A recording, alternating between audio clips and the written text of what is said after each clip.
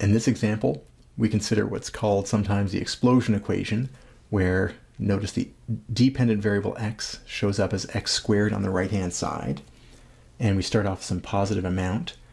And if you look at where this might come from, we've got a product of x with itself here. That kind of reaction rate occurs quite frequently in chemistry, where the rate of generation of a product is based on the product of the concentrations of what's going in.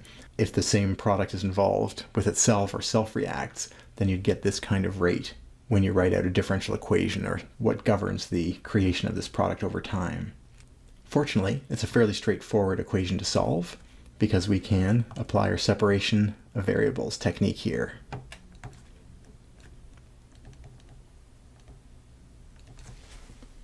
We separate and integrate. We bring the x squared to the other side. We get 1 over x squared dx equals simply dt. We integrate both. Before we integrate, though, it makes life easier if we write this as a power. This is not ln. The integral of this is not ln, because it's a power other than -1. So this is just a regular add 1 to the power, divide by the new power. So we'll have x to the -1, divide by the new power, -1. On this side, there's implicitly a 1 in front of this. When we integrate that with respect to t, we get t, and of course we get our integration constant. What that gives us next is solving for x, as we have 1 over x, bring the -1 up. And then when we want to solve for x itself, we bring it up, and we bring all these terms down to the bottom. And we'd have 1 over -t minus c. And that would be our general solution. Now that does seem a little bit odd, so it might be worthwhile verifying. We haven't done that in a couple of examples. So just as a little aside, let's verify. The left-hand side of our differential equation is dx dt, and that's the time derivative of 1 over -t c. Now let's be careful with this. It's very easy to make a sign error. This is -t c to the -1. So if you take the derivative of that, we get -1, -t c to the -2, and then the chain rule gives us another -1 out front of that. So at the end of the day, we end up with 1 over -t c squared.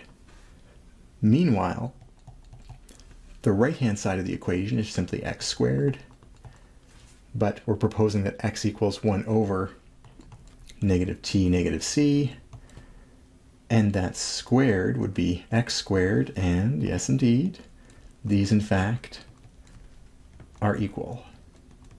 And so our x value over here is actually a solution to the differential equation.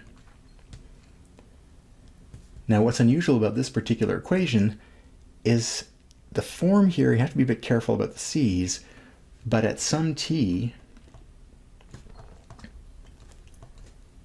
x is going to go towards infinity, because we're going to be dividing by a 0 value. And so what this thing has is a vertical asymptote.